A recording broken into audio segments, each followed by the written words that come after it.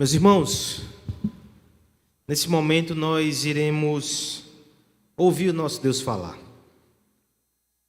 Eu peço que você abra a Escritura Sagrada no Salmo de número 12.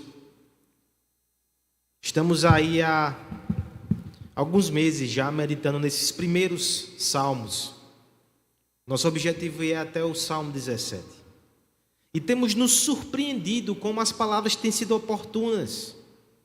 Salmos de lamento, de confiança, em momentos difíceis que passamos. No entanto, às vezes a exposição e sequência também reserva para nós algumas surpresas. Eu confesso que esse salmo pode produzir esse efeito no seu coração. Mas lembre-se, quem sabe o que precisamos, muitas vezes, além das necessidades sensíveis, é Deus. E Ele é aquele que, quando necessário, nos fere com a verdade, a fim de fazer o nosso bem. Que introdução, né? Acompanhe então a leitura do texto e veja por que é necessário introduzir dessa forma. Socorro, Senhor, porque já não há homens piedosos.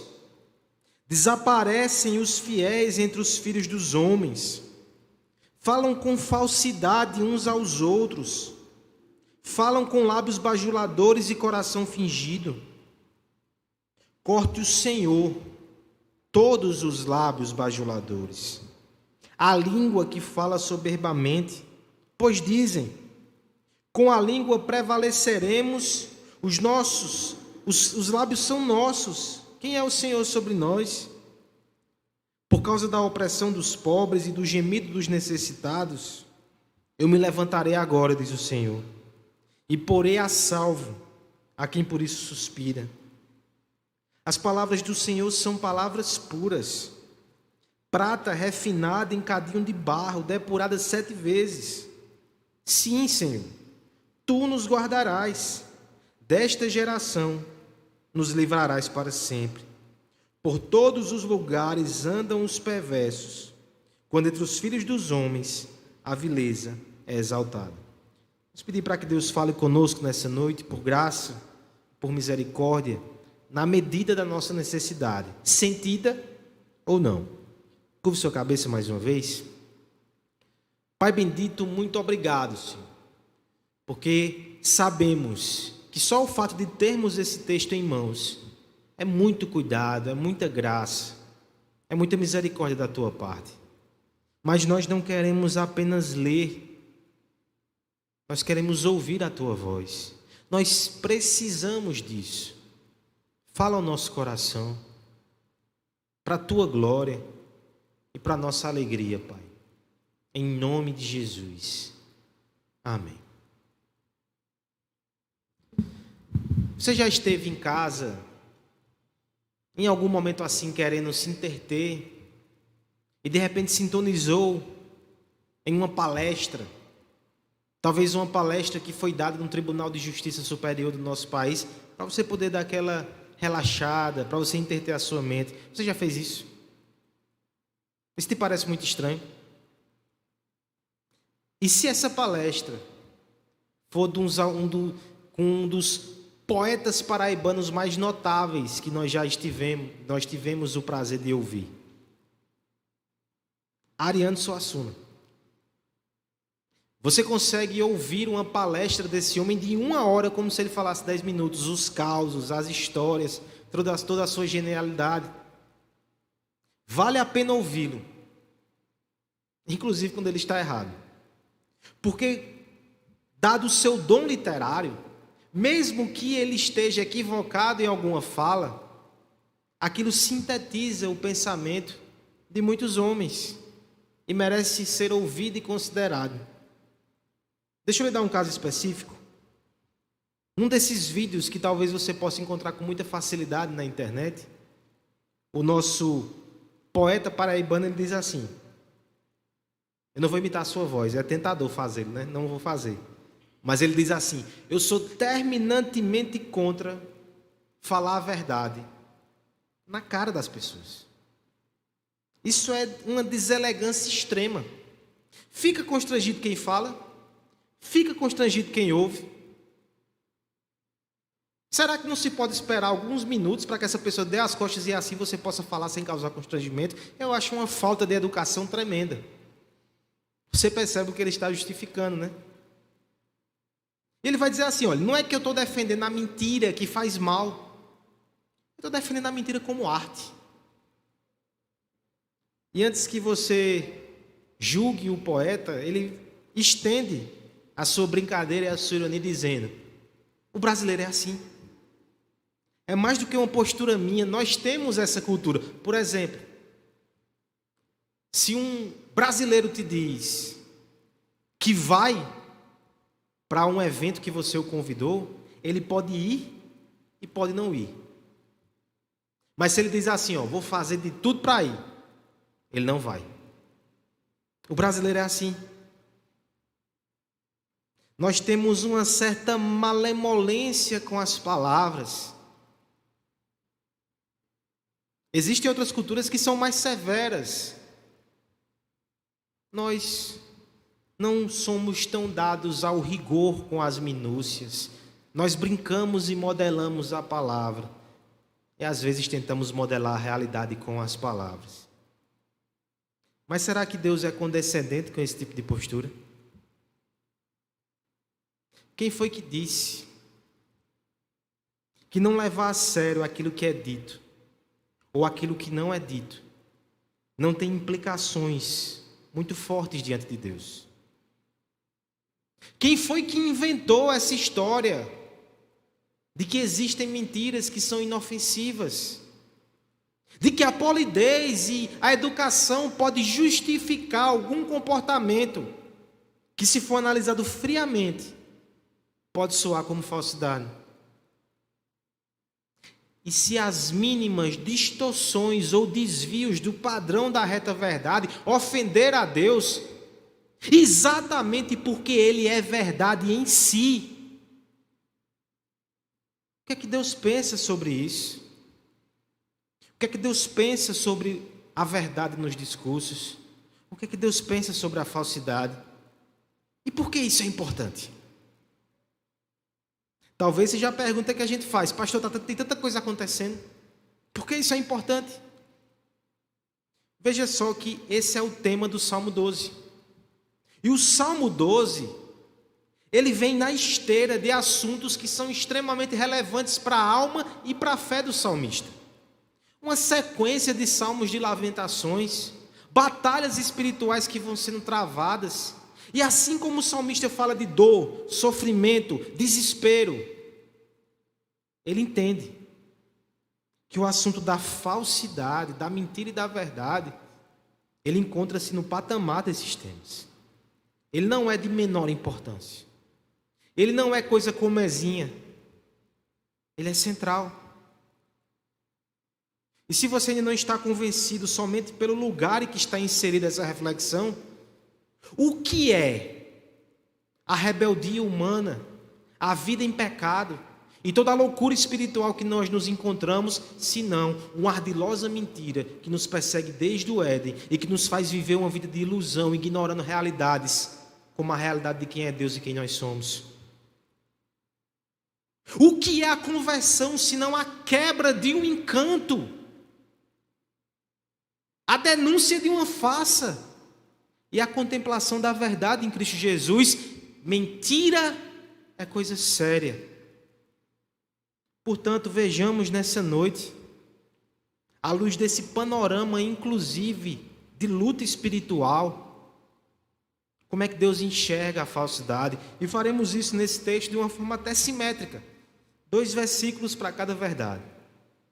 Nós veremos que a falsidade é, em primeiro lugar, sinal de falta de piedade, versos 1 e 2. Depois nós veremos que a falsidade é rebelião contra Deus, versos 3 e 4. Veremos ainda que a falsidade é totalmente estranha ao ser de Deus, versos 5 e 6. E por fim, veremos que a falsidade é um engano com os dias contados, versos 7 e verso 8. Vamos então começar o nosso percurso aqui nesse texto, encarando a verdade sobre a falsidade. Versos 1 e 2. Primeira coisa, falsidade é sinal de impiedade. Nos ajuda aí com a leitura, irmão, por favor. Acompanhe em casa. Socorro, Senhor, porque já não há homens piedosos. Desaparecem os fiéis entre os filhos dos homens. Falam com falsidade uns aos outros. Falam com lábios bajuladores e coração fingido. Pense um pouco. Por que muitas vezes é tão difícil para nós dizer o que nós cremos, o que nós não gostamos, expressar opiniões, nos posicionar? Muitas vezes parece que nós tememos o julgamento dos outros, de modo que aquilo até silencia ou distorce as palavras que nós deveríamos proferir. Alguns vão dizer que, na verdade, isso é temor de homens. Nós tememos os homens e, às vezes, sacrificamos a verdade por causa desse temor. Já dizia um pensador do passado, um filósofo francês: se atentarmos bem, o que é um mentiroso, senão alguém que teme mais os homens do que a Deus? E antes que você pense, calma, pastor, os termos não estão muito fortes. Eu quero que você encare como é que Davi está lidando com essa questão no texto. Ele começa com uma pequena oração inicial cheia de urgência e cheia de gravidade. Socorro, Senhor. Socorro, Senhor. O que deve te chamar a atenção é que uma expressão tão pequena, ela é carregada de urgência. Existem outras elaborações que Davi faz, e nós já passamos por ela em outros salmos, que elas são mais cadenciadas. Quando a gente fala de oração muito breve, é porque a urgência daquele momento nos faz fazer um clamor de emergência. E o que é que está afligindo o coração do salmista? Veja, Davi é um homem experimentado, que enfrentou situações que nós sequer podemos imaginar. O que é que está deixando ele tão alarmado? O verso 1 complementa o raciocínio. Socorro, Senhor, porque já não há homens piedosos. Olha que forte, irmãos. Nós temos estudado sobre isso na quinta-feira, o que é piedade. Você lembra? Piedade é aquele amor a Deus como Pai e o temor de Deus como Senhor, que nos faz ter uma vida de retidão. Davi está dizendo: eu olho ao redor e eu não encontro homens assim. Desaparecem os fiéis entre os homens. O que Davi está se queixando é que na presente situação ali de Israel, os homens não têm temor a Deus. Os homens não têm a verdadeira religião mais nos seus corações e, por consequência, nos seus lábios e nos seus atos. A religião está em declínio. A moralidade a acompanha. É naquele momento que você chega para Davi e diz: não, calma, Davi, vamos sentar aqui.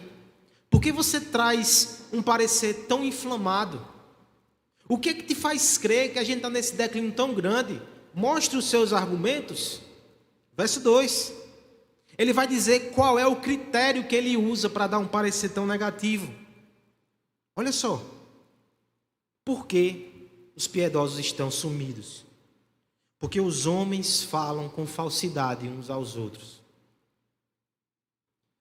Olha que interessante, irmãos. O salmista, quando chega nesse parecer, ele não está sendo movido por depravação moral, perversão sexual. É claro que isso tudo são sinais que os homens andam longe de Deus, só que esses sinais são óbvios. Existem esses outros aqui que são até mais discretos, que às vezes se encontram em nosso meio e nós não nos alarmamos tanto assim como Davi. Mas veja o que ele diz: falsidade. Os homens falam falsamente uns aos outros. Davi está dizendo: isso para mim é inconcebível, é sinal que a religião está em declínio. A sentença, a segunda parte, ele vai até afunilar mais esse pensamento. E ele vai exemplificar. falam com lábios bajuladores e coração fingido. Lábios bajuladores, aqui na tradução mais literal, são lábios escorregadios. Sabe quando você vai num rio ou numa praia? Oh, pastor, que lembrança dolorosa para esses dias. E que você de repente pisa numa pedra e essa pedra tem uma camada de lodo. É mais rio, né? E você sabe que se você pisar ali, por mais que tenha uma aparência de firmeza, você escorrega. Aquilo não te traz segurança. O lábio bajulador é justamente isso. Ele te traz informações que parecem te dar uma segurança, mas se você pisar ali, você afunda. Não tem verdade ali. São elogios inflados e que não são sinceros. O texto vai dizer, é um coração fingido. A estrutura literal aqui vai dizer um coração e outro coração. Há um coração que ele expõe, há outro coração que ele esconde nas suas intenções. Irmãos, sejamos sinceros. A mentira explícita nos assusta. E por mais que a gente faça, a gente entenda que isso não deve acontecer no meio dos cristãos. A falsidade nós já levamos com certa leniência. A pessoa que escamoteia o que está pensando ali. A bajulação, por sua vez, às vezes é visto só como um procedimento um pouco inconveniente. Imagine Davi, né? Um rei. Deve ter passado por isso muitas vezes. Mas você percebe o que o Senhor está dizendo aqui? Isso é impiedade. Quando essas coisas começam a acontecer no nosso meio, é sinal que os corações estão longe de Deus. Nós precisamos entender a seriedade disso. Nós precisamos compreender que hipocrisia, falsidade e mentira são coisas que devem ser afastadas, diminuídas e combatidas à medida que o nosso coração está mais perto de Deus. Não tolere isso no seu coração. Não tolere isso na sua casa. Não tolere isso no meio do ajuntamento dos crentes. Isso é coisa muito séria. Coloca essa oração aqui nos lábios do nosso Senhor Jesus Cristo. Talvez você diga, ele disse que não há verdade, que não há religião, mas ele chegou aqui a ver os fariseus provocando uma reforma na religião de Israel. Como é que não há homens piedosos? Mas esses fariseus, com toda a capa de religião, às vezes agindo com bajulação com Jesus, o chamando de mestre, de rabi, no final eles os apunhalaram pelas costas. Se você pensa que Davi sofreu com falsidade, muito mais sofreu o nosso Senhor Jesus Cristo. E a sua igreja deve perceber nesse pecado um veneno mortal que deve ser afastado do nosso meio. Nós precisamos entender aqui que aquilo que sai dos nossos lábios, ele atesta o que está no nosso coração. Muito mais do que resposta às circunstâncias, as nossas palavras devem ser respostas à nossa fé, à nossa confiança e o nosso amor. Nós não devemos emprestar os nossos lábios para o coro da falsidade. Nós devemos ser francos, sinceros e honestos, ainda que não sejamos rudes. O apóstolo vai falar em Efésios 4:24 sobre falar a verdade em amor. Mas isso precisa acontecer no nosso meio. A falsidade é sinal de impiedade. Aplique só o seu coração. Será que em alguns ambientes, não necessariamente na igreja, você tem sorrido de forma forçada? Você tem feito elogios que não são verdadeiros, você não sente aquilo. Você tem se omitido em algumas situações porque você quer ascender. Irmão, você não precisa fazer isso. Quem governa todas as coisas é o seu Deus, e Ele te intima a andar na verdade, na medida que seu coração se aproxima dele, o Deus da verdade. Apliquemos isso aos relacionamentos, irmãos. Nós precisamos de relacionamentos maduros e piedosos, onde temos a liberdade de nos expressar uns com os outros, sem falsidade. Nós precisamos cultivar relacionamentos assim. Nós precisamos de igrejas assim. Nós precisamos de um lugar em que saibamos que a Bíblia vai ser aberta. E seja o que for que tem ali, essa verdade vai ser pregada aos nossos corações. Mesmo que cause algum tipo de desconforto, algum tipo de dor, esse é um lugar de verdade. E é assim que deve ser. Se de alguma forma essa palavra te fere, entenda que se é verdade de Deus, te leva para perto de Deus. Evitar assuntos para não ofender a nossa sensibilidade pode nos levar para longe de Deus. E isso nós não queremos. Primeira coisa então, irmãos, falsidade é sinal de impiedade. Mas um pouco mais, falsidade é também rebelião contra Deus. Versos 3 e 4, vamos continuar no nosso texto. Corte o Senhor todos os lábios bajuladores, a língua que fala soberbamente.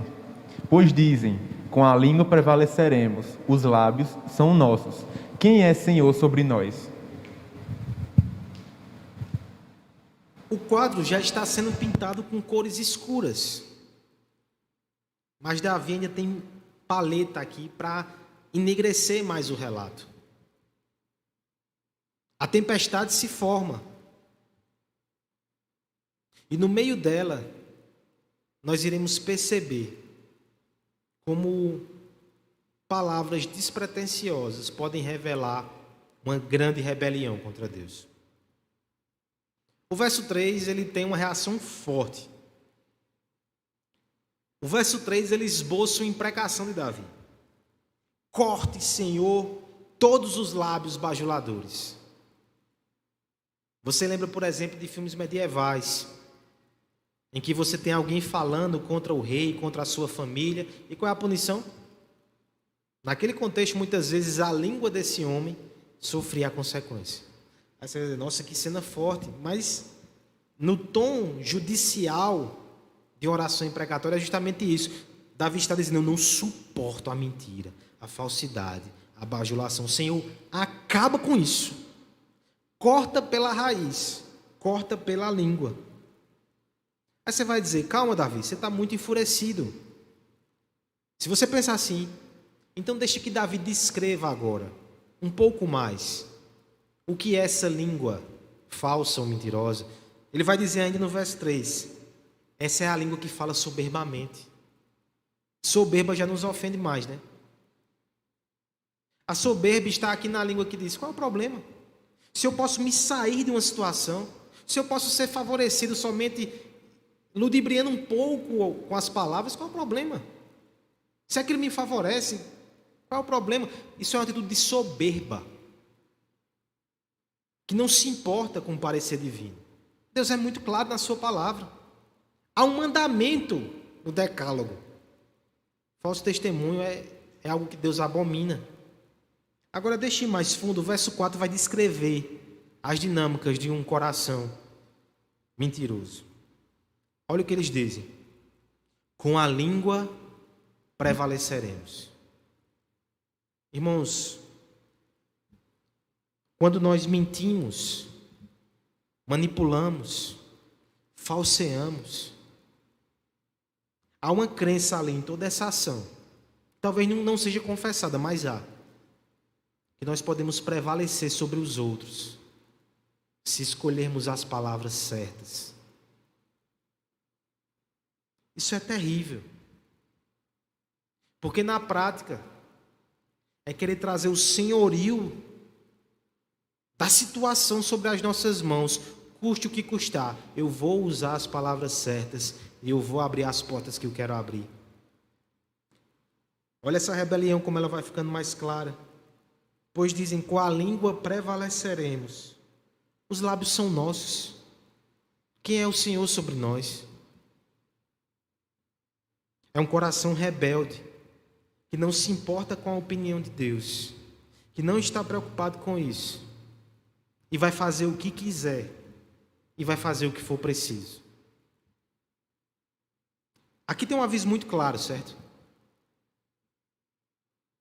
Todos aqueles que manipulam ao seu bel prazer as pessoas, as circunstâncias, todos aqueles que dão vazão ao seu coração pecaminoso, um dia prestarão contas a Deus. O Senhor vai pedir contas de cada palavra que nós dizemos. Construir esse castelo de cartas é uma tolice, porque com um sopro Deus vai derrubar todas elas. A mentira não é um lugar seguro. Mas se nós dizemos isso àqueles que não são cristãos, aqueles que estão em Cristo devem ter um cuidado também. Porque muitas vezes, acuados por algumas situações, a gente acaba usando roupas de rebelião de novo, que não dizem respeito à nossa nova vida mais. A arte do engano, ela começou no jardim, irmãos. A serpente, ela trouxe mentira para nós sobre Deus. E cada vez que nós proferimos mentiras, nós estamos ecoando as lições que aprendemos não com o Deus do amor e da verdade, mas com o diabo, o enganador. Nós somos educados nisso. É por isso que a conversão precisa nos ensinar de novo o que é bem, o que é mal, o que é verdade, o que é mentira. O diabo nos fez acreditar que, como deuses, poderíamos alterar a realidade com as nossas palavras. As nossas palavras têm que condizer com aquilo que é real, porque a realidade está sob o jugo de Deus. Nós não temos a autoridade para tentar falsear o mundo. Cada sopro de engano, cada palavra com inverdade, são tomadas como rebelião contra o Deus da realidade. Não há mentira inofensiva. Não há. Essas palavras não devem mais estar nos nossos lábios. Porque a mentira começa no Éden. E a mentira levou o nosso rei à cruz. Quantas calúnias não foram lançadas contra aquele que nunca pecou? Olha o poder da mentira. O poder da mentira é tão grande que o único homem nessa terra que nunca fez mal a ninguém e que honrou a Deus com todo o seu coração foi julgado pelas multidões como profano e foi morto como um rebelde. A mentira é abominável. A mentira matou o nosso Cristo. A mentira é rebelião. Afaste isso dos seus lábios e do seu coração. Deixa eu ir um pouco mais fundo nessa aplicação. Mais uma vez eu lhe digo, é inconcebível que a gente continue com mentiras explícitas. Abandone isso, é pecado. Mas o texto ele tem uma nuance aqui que fala até sobre manipular as pessoas. Irmãos, esse não é o uso adequado para as suas palavras. Você pode expressar suas opiniões. Você pode argumentar, especialmente se você tem apreço, se você gosta das pessoas, mas por favor, não use as suas palavras com dolo, com malícia. Nem que seja para um bem que você imagina que deve ser feito. Nós não devemos agir assim. Nós não devemos ter essa esperteza de querer ser senhor sobre a vida do outro, sem que ele perceba. Isso ofende a Deus. Deixa eu trazer o argumento do lado reverso também. Cuidado com bajuladores. Aquele que lhe elogia muito e além da medida, ele está tentando lhe manipular. Ele está tentando ser Deus na sua vida. Isso você deve rejeitar. Tenhamos cuidado. As redes sociais nos tentam de diversas formas. a embarcar nessa rebelião. Seja fingindo ser algo que não somos no Instagram. Seja querer nos induzir a se posicionar com cada vez mais ferocidade no Twitter para influenciar pessoas, até com manipulação. Seja para compartilhar informações que nós não verificamos e às vezes até suspeitamos que é mentira, mas fortalece o nosso ponto de vista e nós compartilhamos essas mentiras no WhatsApp. Isso não são somente infrações éticas, na ética particular da rede social. Isso é pecado e é rebelião contra Deus. O povo que crê no Deus da verdade deve andar em verdade, porque pertence a Deus. Se submete a Ele e deseja o honrar com cada palavra que sai das nossas bocas ou dos nossos dedos. A falsidade é sinal de impiedade. A falsidade é rebelião contra Deus. Mas em terceiro lugar, a falsidade também é totalmente estranha ao ser de Deus. Esse é o aspecto positivo. Graças a Deus. Verso 5 e verso 6.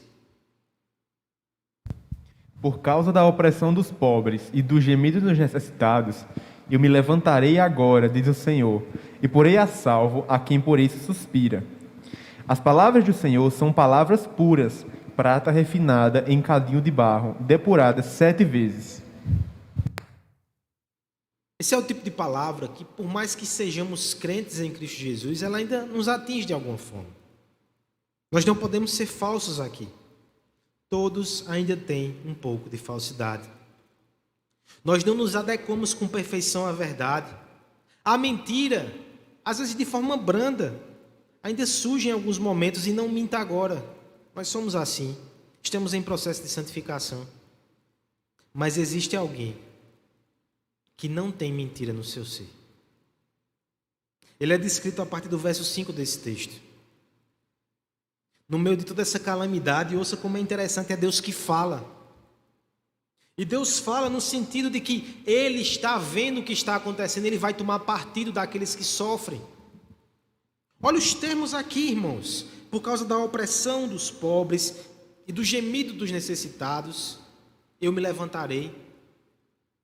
O Senhor está nos mostrando que mentira, engano, fraude, manipulação é uma forma de opressão que coloca pessoas debaixo de sofrimento.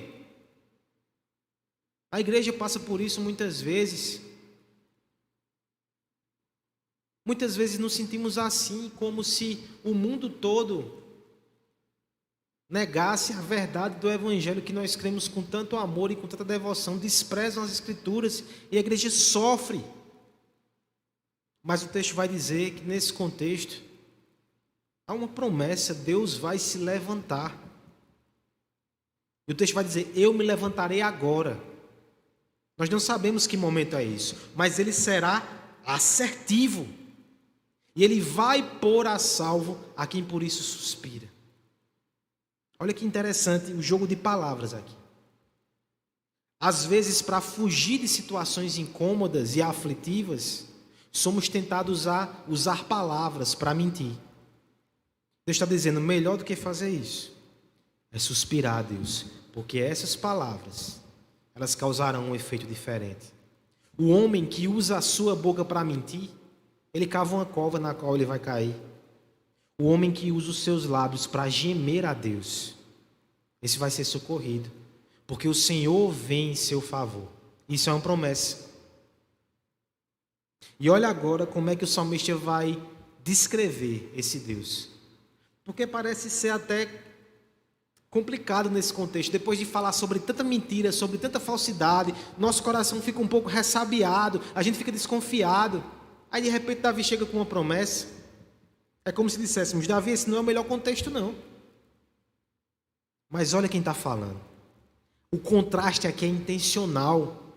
Os homens não são confiáveis, suas palavras são como areia movediça. Mas olhe Deus, verso 6, as palavras do Senhor são palavras puras. Puras no sentido de que não há erro, não há engano, não há fraude. Elas são transparentes e cristalinas. É prata refinada em cadinho de barro. Nós temos aqui um metal precioso que passa pelo processo de depuração e se torna ainda mais valioso, porque não tem corrupção ali. E veja que é um hipérbole aqui, depurada 7 vezes, ou seja, é perfeita na sua riqueza, é perfeita no seu valor.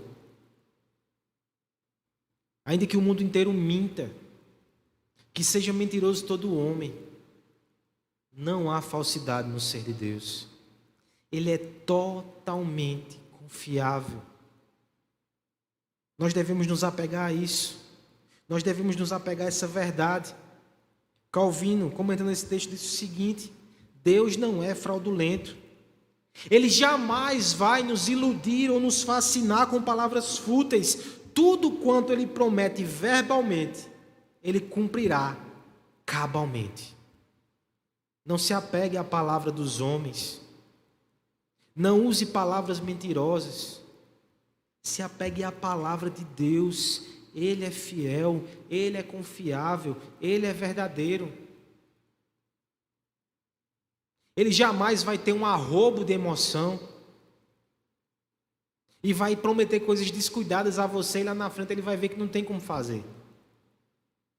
Porque um dia, vendo a nossa situação calamitosa, Ele prometeu que nos resgataria a preço do sangue do seu Filho. E Ele não voltou atrás nessa promessa. Ele entregou o seu Filho, mostrando ali na cruz não somente incomparável misericórdia, amor incondicional, graça imerecida, mas também verdade inquestionável. Aquele que condenou os nossos pecados no seu Filho, Ele não pode ser tomado por leviano. Ele vai fazer tudo aquilo que nos promete na sua palavra. Não há engano em Deus. Somente verdade e fidelidade em sangue e cruz. Em meio às torrentes de vaidade, de falsidade que tentam nos afogar, nós podemos olhar para essa torre segura e podemos nos abrigar ali na palavra de Deus.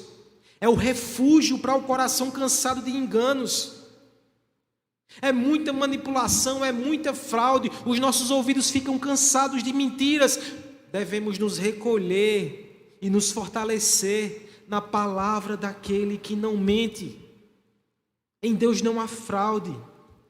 Portanto, nos deleitemos na sua majestade. As suas promessas são mais firmes do que o chão debaixo dos nossos pés. Apeguemo-nos a ela e não sejamos mais arrastados, indefesos pelas marés. O seu conhecimento é puro e confiável. Nos encantemos com o seu caráter santo e imutável. A falsidade ela é totalmente estranha ao ser de Deus. Ele é plenamente verdadeiro.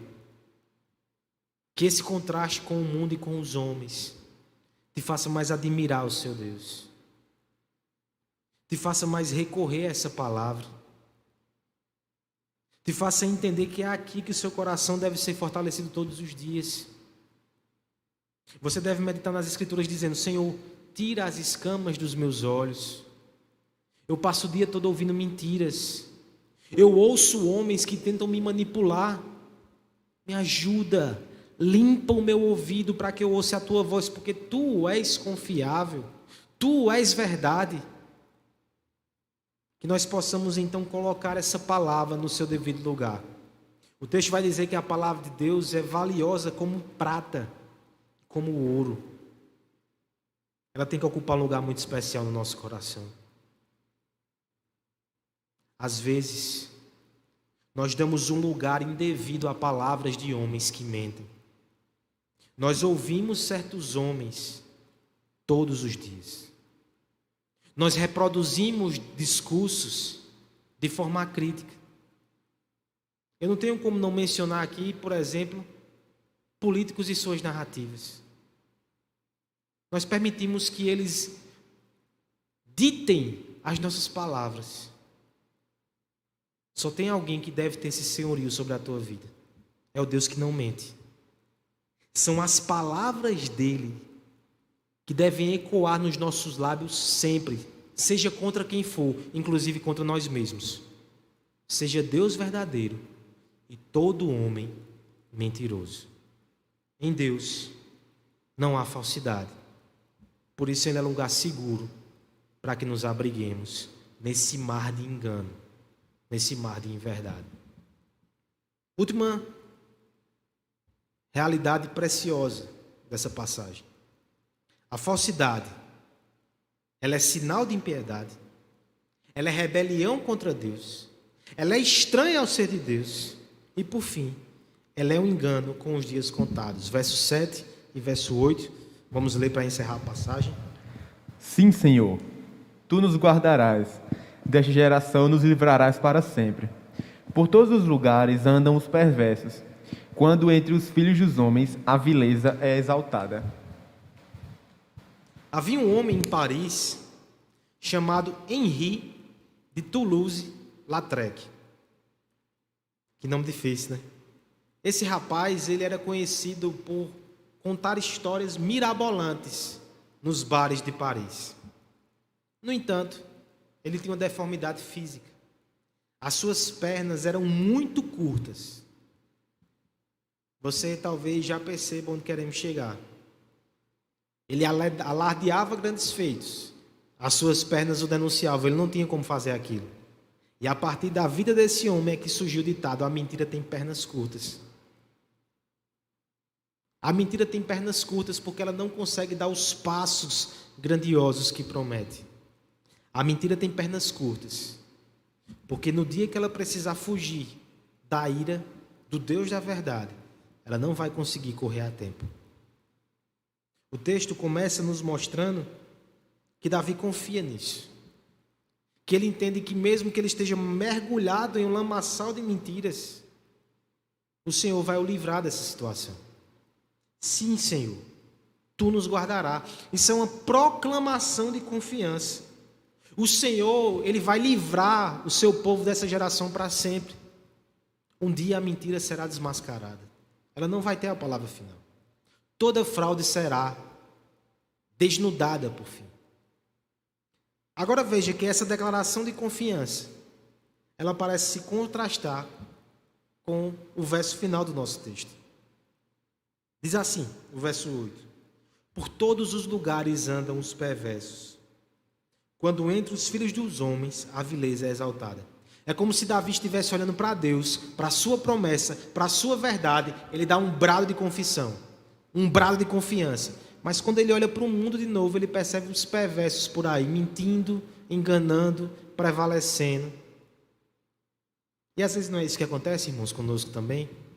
Nós somos aqui alimentados com promessas, mas a gente vê as pessoas sendo enganadas aí pela falsa religião, pela falta de religião, pelo desprezo com Jesus Cristo, com a palavra, com o evangelho. A gente pensa: o que é que está acontecendo?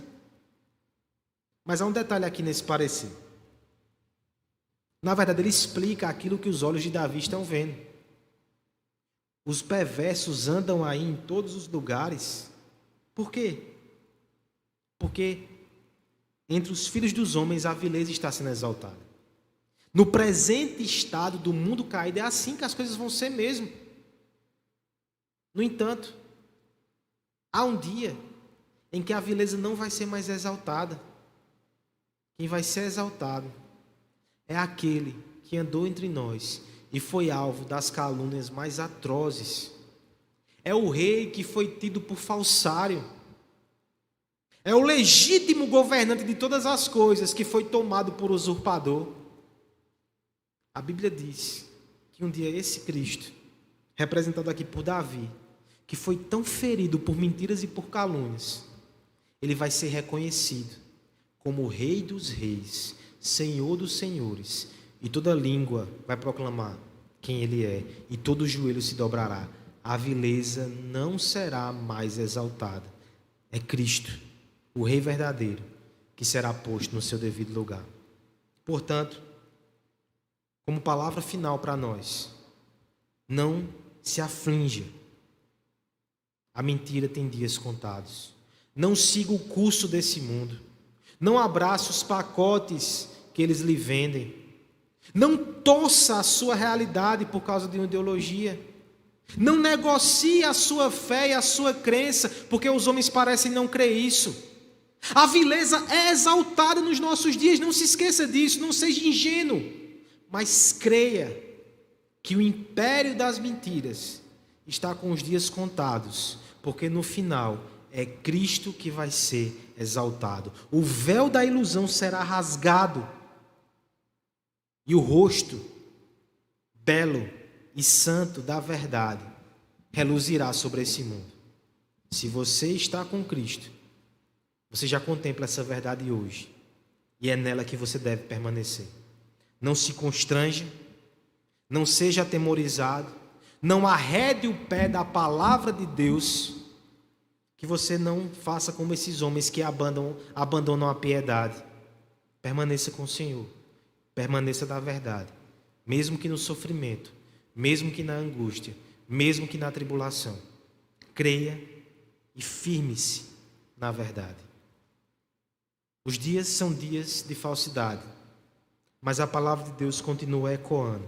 Provérbios 26. Muitos proclamam a própria benignidade, mas o homem fidedigno, quem o achará? Nós o achamos. No meio de toda a mentira, o próprio Deus, que é verdade, se fez carne e andou entre nós. E Ele abriu os nossos olhos para as verdades espirituais. E nós abandonamos o curso desse mundo. Nós abandonamos as teias de engano e de manipulação. E nós seguimos Ele. Isso deve ser feito em verdade, em honestidade, em sinceridade. Não siga a maré da perversidade. Siga os passos do Rei de verdade, o nosso Senhor e Salvador Jesus Cristo. Essa é a nossa trilha. Esse mundo vai passar, os seus enganos vão cair e o reino de Deus vai prevalecer. E esse é um reino de verdade e de justiça. Confie em Deus, confie na sua palavra, confie na sua promessa. Ele é fiel. Que nós possamos nos apegar a essa revelação.